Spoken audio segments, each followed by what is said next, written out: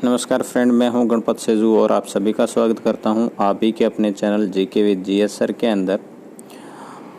अपने शिक्षण विधियां चल रही थी। शिक्षण विधियों के 7 पार्ट है वो मैंने डाल दिए थे।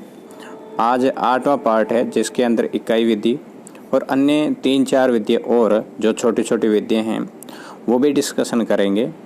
और इस प्रकार छोटे छोटे वीडियो में हमें आपके एग्ज़ाम तक है कंप्लीट शिक्षण विधि है वो करवा देंगे। और अपने जो एसएसटी के जो पार्ट बनते हैं, जो भी इम्पोर्टेंट टॉपिक है उनके टॉपिक में डेली एक डालता हूं।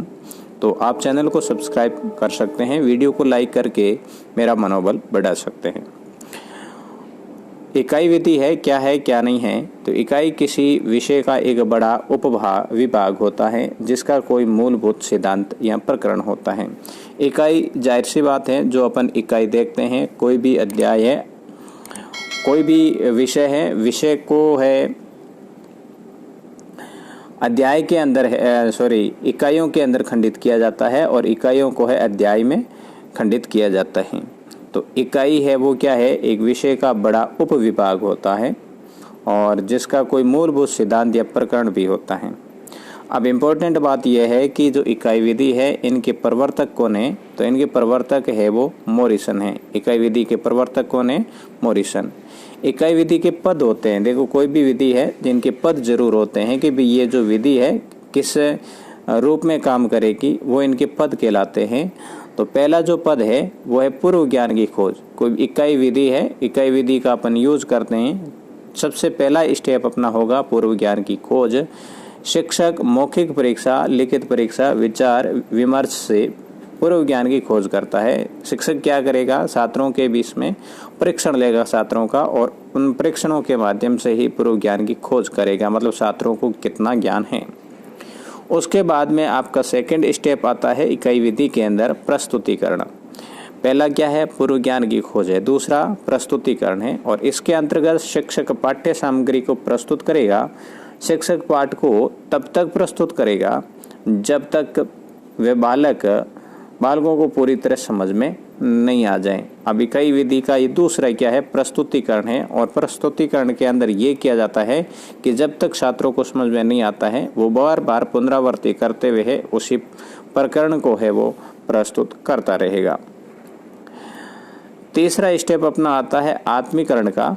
आत्मीकरण क्या है, छात्र इसमें कई युक्तियों द्वारा विषय को आत्मसात करते हैं। पहला क्या था, आपके पूर्व ज्ञान की खोज। पूर्व ज्ञान की खोज करने के बाद में छात्रों के समक्ष विषय वस्तु को प्रस्तुत किया जाता है और जैसे ही वो प्रस्तुत देखो याद होने तक प्रस्तुत किया जाता है। जब वो याद हो जाता है तो बच्चे है अपने जीवन में डाल देते हैं और जो जीवन में डाल देते हैं अर्थात बच्चे ग्रहण कर लेते हैं, वो आत्मीकरण होता है। जैसे आत्मीकरण है ध्यान द्वारा, लिख कर, बातचीत द्वारा या शिक्षक से परामर्श के द्वारा है वो किया जाता है। मतलब यह अपने जीवन में उतार लेना, अपने आप में डाल लेना या फिर याद कर लेना, वही आत्मीकरण है। फिर है आपका संगठन। तो संगठन में क्या है कि इसमें छात्र इकाई की विषय वस्तु को व्यवस्थित रूप से लिखकर ज्ञान को संगठित करते हैं। यदि ऐसा करने में छात्र सफल हो जाते हैं तो शिक्षक ये समझ लेता है कि छात्र विषय वस्तु को भली भांति है वो समझ है। अब देखो पहला आपके क्या हो गया था, पूर्व ज्ञान की खोज हुई, उसके बाद में छात्रों के समक्ष प्रस्तुत किया गया, फिर है उनको आत्मसात किया, फिर है वो संगठन किया। संगठन का अर्थ यहाँ पर ये हुआ कि कोई भी विषय वस्तु है उसको सफलतापूर्वक है बच्चा है वो समझ पाया है कि नहीं समझ पाया है, उस जो भी ज्ञान है उसको को रिलेट कर पा रहा है कि नहीं कर पा रहा है, वही उनका संगठन होगा। पांचवा जो स्टेप है आपका वो है वाचन। और वाचन के तहत क्या है कि वाचन 2 प्रकार की विधियों द्वारा किया जाता है।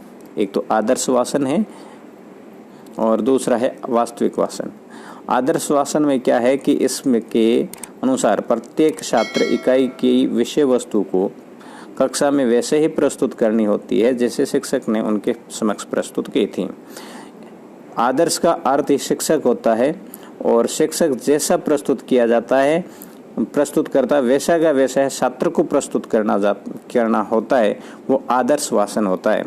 और फिर है वास्तविक वाचन। तो वास्तविक वाचन में तो छात्र ही आएगा। इसके अनुसार कुछ छात्र इकाई का वाचन करते हैं, कुछ उसे लिखते हैं तथा कुछ उस पर विचार विमर्श करते हैं। शिक्षक छात्रों की इन गतिविधियों से ये निर्णय लेता है कि छात्र ने इकाई की विषय वस्तु को किस सीमा तक ग्रहण किया है।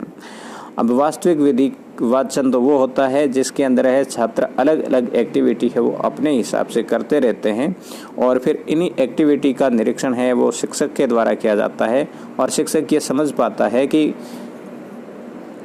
छात्र ने कहाँ तक है इसको अधिग्रहण किया है। बाइनिंग है, इनकी थोड़ी आलोचना करते हुए कुछ लिखते हैं कि कक्षा में बार बार पुनरावृत्ति से है कक्षा का क्या हो जाता है, वातावरण नीरस हो जाता है। अब है दूसरी आपके विधि है पर्यवेक्षित विधि। पर्यवेक्षित विधि क्या है इसके बारे में देख लेते हैं। और पर्यवेक्षित विधि जो है इनके प्रवर्तक भी कौन है, मॉरिसन है। बोधगम्य स्तर की शिक्षण व्यवस्था के प्रारूप में है।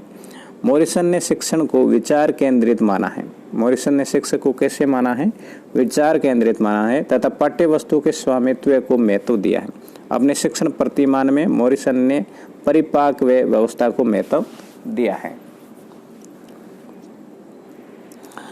अगली जो विधि है ये है आपके द्विभाषी विधि। ये मोस्ट इम्पोर्टेंट विधि है, ध्यान रखना। और इनके जो प्रवर्तक है वो है डॉडसन, CJ डॉडसन है, ठीक है। जहाँ व्याकरण अनुवाद विधि में प्रत्येक शब्द का अनुवाद करके पढ़ाया जाता है। अब देखो व्याकरण अनुवाद विधि अपने पढ़ी थी, तो व्याकरण अनुवाद जो विधि है उसके अंदर छात्र को प्रत्येक शब्द का है वो अनुवाद करवाया जाता है उनकी मातृभाषा में, उनकी परिचित भाषा में, और फिर उनको पढ़ाया जाता है किसमें, व्याकरण अनुवाद विधि में।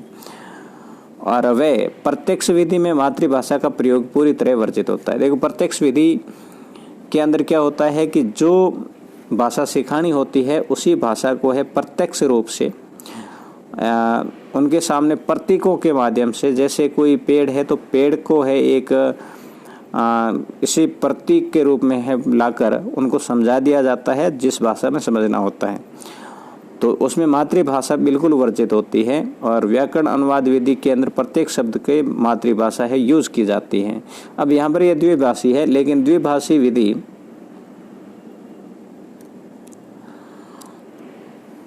में मातृभाषा का प्रयोग समस्यात्मक शब्दों के लिए किया जाता है। यदि व्याकरण अनुवाद विधि व प्रत्यक्ष विधि दोनों के मध्य सेतु का काम करती है। कौन कौन सी, व्याकरण अनुवाद विधि और प्रत्यक्ष विधि दोनों के मध्य सेतु का काम कौन करती है, द्विभाषी विधि। इस विधि में वाक्यांशों, मुहावरों, वाक्य संरचना, व्याकरण नियमों को स्पष्ट करने हेतु मातृभाषा का प्रयोग किया जाता है। भारतीय परिस्थितियों में सर्वाधिक उपयोगी विधि है। समय, श्रम, ऊर्जा की बचत होती है और प्रारंभिक स्तर के लिए ये बहुत ही महत्वपूर्ण विधि है। तो ये थी आज की इतनी ही विधियाँ और कल की वीडियो में और इम्पोर्टेंट बातें करेंगे। आपको ये वीडियो कैसा लगता है मुझे कमेंट आप ज़रूर करें। वीडियो को लाइक करके अपने सभी दोस्तों के साथ में शेयर ज़रूर करें, ठीक है। मिलूंगा नेक्स्ट वीडियो में, तब तक के लिए जय हिंद, वंदे मातरम।